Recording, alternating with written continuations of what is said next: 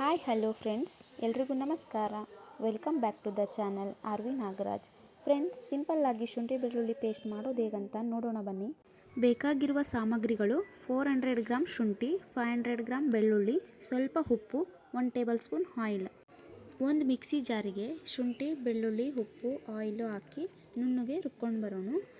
ಈ ಥರ ನೀವು ಶುಂಠಿ ಬೆಳ್ಳುಳ್ಳಿ ಪೇಸ್ಟ್ ಮಾಡೋದ್ರಿಂದ ಸುಮಾರು 4ರಿಂದ 6 ತಿಂಗಳವರೆಗೆ ಶುಂಠಿ ಬೆಳ್ಳುಳ್ಳಿ ಪೇಸ್ಟ್ ಕೆಡದೇ ಇರೋ ಹಾಗೆ ನೋಡ್ಕೊಳ್ಬೋದು. ನಾನಿಲ್ಲಿ ಜಾಸ್ತಿ ತೊಗೊಂಡಿರೋದ್ರಿಂದ 2 ಸರಿ ಹಾಕಿ ರುಬ್ಕೊಳ್ತಾ ಇದ್ದೀನಿ. ಇದನ್ನು ನುಣ್ಣಗೆ ಪೇಸ್ಟ್ ಮಾಡ್ಕೋಬೇಕು. ಇದೇ ಶುಂಠಿ ಬೆಳ್ಳುಳ್ಳಿ ಪೇಸ್ಟಿಗೆ ನಾವು ವಿನೆಗರ್ ಹಾಕೋದ್ರಿಂದ 1 ಇಯರ್ವರೆಗೂ ಇಟ್ಕೊಳ್ಬೋದು. ಈಗ ಇದನ್ನು ಒಂದು ಏರ್ ಟೈಟ್ ಕಂಟೈನರ್ಗೆ ಹಾಕಿ ಎತ್ತಿಟ್ಕೊಳ್ಳೋಣ. ನೋಡಿದ್ರಿ ಅಲ್ವಾ ಫ್ರೆಂಡ್ಸ್, ಶುಂಠಿ ಬೆಳ್ಳುಳ್ಳಿ ಪೇಸ್ಟ್ ಯಾವ ರೀತಿ ಮಾಡೋದಂತ.